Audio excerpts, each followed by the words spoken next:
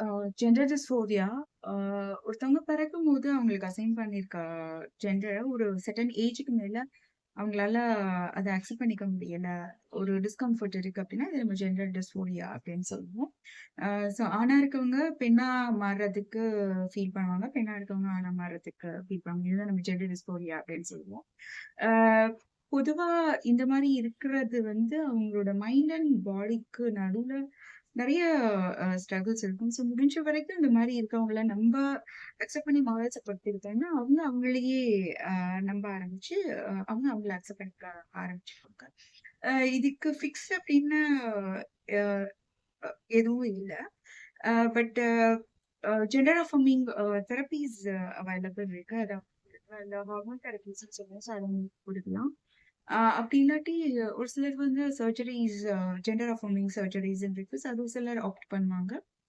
அது அவங்க அவங்க விருப்பம் போல அவங்க அ எடுத்துக்கலாம். ஸோ நான் வந்து சிங்கர் ஆயிரம் உங்களோட பாசிட்டிவ் சைக்காலஜிஸ்ட்.